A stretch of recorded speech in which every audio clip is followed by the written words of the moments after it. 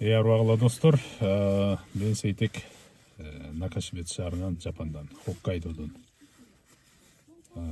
Жапанга быйыл келгениме 5 айдан ашып калды. Эл аралык мамилелер боюнча координатор болуп мэрияда иштеп атам. Келгенден бери бир 5-6 катташкан достордон, инилерден, тааныштардан мындай байланышат мага. Анан 1-2 суроону беришет да. Көпчүлүгүн ушул суроо кызыктырат окшойт. Азыр ошол жөнүндө бир аз пикир бөлүшүп кетейин деп чечтим. Бул биринчи суроо бул неме? Бизде оң руль машинелер аябай көп да Кыргыз Республикасындачы. Анан негизи Жапандын машинеси, автопрому, Жапан авто индустриясы дүйнөдө белгилүү. Өзгөчө Кыргыз Республикасында элдин сүймөнчүгүнө айланганда аябай бышык, арзан, көпкө чыдай турган машина катарычы. Көпчүлүк эл мини алып, ошого жакшы имидж түзүлгөн. Ошого кээ-биркилер кызыгат да. Сейтек байке бул Кыргыз Республикасына Хонданы же Ниссанбы же Митсубишини же Тойотаны заводун алып келип курса болбойбу? Неге келбейт жапандар? Сиз ошол жакта жүрөсүз го, алып келбейсизби дешет да. Бул биринчи суроо. Ошого эле окшош суроо бар.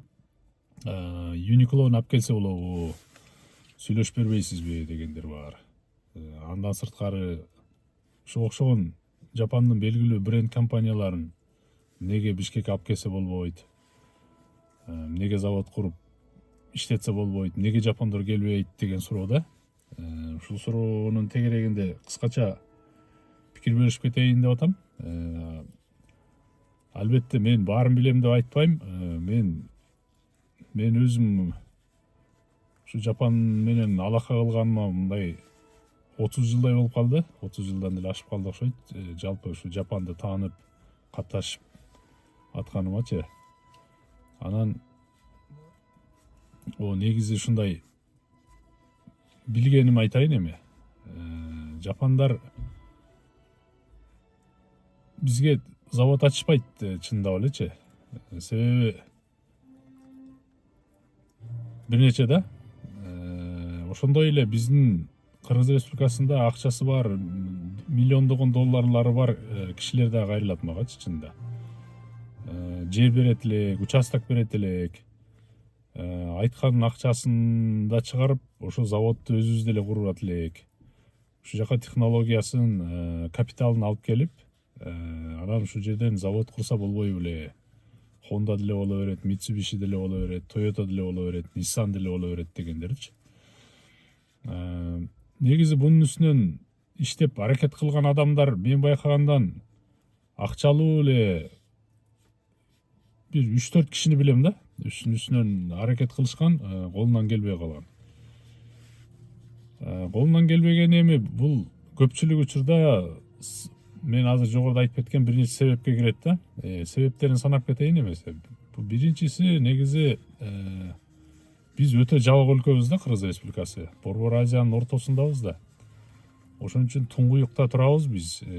Бизге заводду куруп койгон күндө деле бизге ал заводду кармап туруш үчүн ошол жердеги ал заводду тетиктер менен камсыз кылып тура турган ошол линияны дагы өндүрүштү үзгүлтүксүз ишти улантып туруш үчүн мындай камсыздандыруу керек да, агачы. Камсыздандырууга келгенде биздин өлкө жабык болгон үчүн баягы орусча айтканда бесперебойный снабжение да, аябай оор болот. Себеби темир жол жок, бизде океан жок тегерегибиздечи. Учак менен ташыш аябай кымбат. Ошон үчүн бул биринчи себеби да. Анан бул биринчиби, экинчиби билбейм, бирок бул бир себеби деп айтайын. Дагы бир себеби бизде мыйзам үстөмдүгү деген түшүнүк бар да. Негизи Жапандын ишкерлери аябай коопсуз жерлерде иштеп көнүшкөндө булар көбүнчө Америка билесиңер да, Жапан өзү 100 машина чыгарса мисалы, ошонун 33%-ын 1/3 бул Америкада сатат.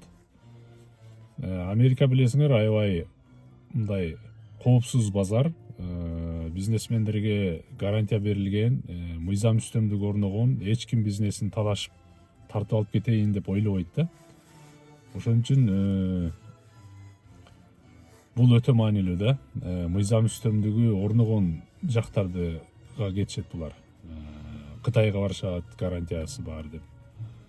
Андан сырткары Индия, Пакистанга барат, Европада сатат машинелерин Жапанчы. Ошон үчүн заводдорун алар ошого окшогон жактарга курушат да.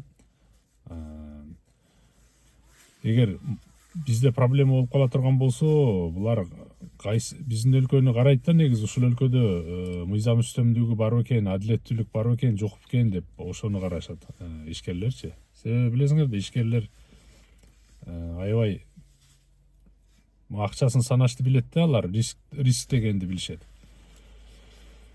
Анан үчүнчүсү бул баягы биринчиге окшоп кетет. Бизде өтө алыс болгон үчүн бул жерден жеткириш кыйын. Тетиктердичи, баягындай ошол заводко керектүү болгон нерселердичи бир машина чыгарып ата турган болсок, аны камсыздап туруш үчүн ошол мисалы полупроводник деп коет азыр, ошолго окшогон мисалы көп материалдар маанилүү да машина чыгарыш үчүн. Ошолор менен камсыз кыла албайт, өтө алыс болуп калат, анан жеткиргенде баасы өтө кымбатка түшүп калат. Анан үчүнчү дагы бир чоң мисал себеби бул бизде базар аябай кичине негизичи. Кыргыз Республикасында 7 миллион киши бар.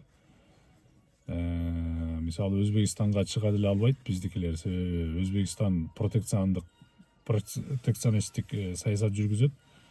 Сырттан машинени киргизиш аябай кымбат.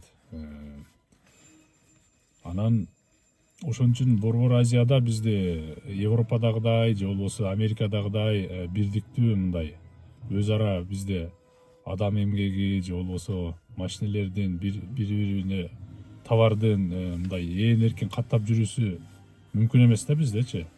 Ошон үчүн биздин чөлкөмдү да бир карай албайт буларчы. Ошого көп машина сата албайбыз. Андан көрө бизге Вьетнамга барган жакшы дейт. Вьетнамда 100 миллион киши бар. Мисалы Индияда 1,5 миллиард киши бар. Америкада 350 миллиондон ашык киши бар.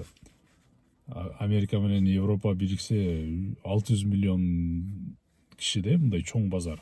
Андан көрө Кытайга ошол жака барабыз дешет да. Ошон үчүн бизге келишпеген себептери, негизги себептер ушулар да. Ошону ошол жөнүндө пикир беришип коеюн дедим бүгүн.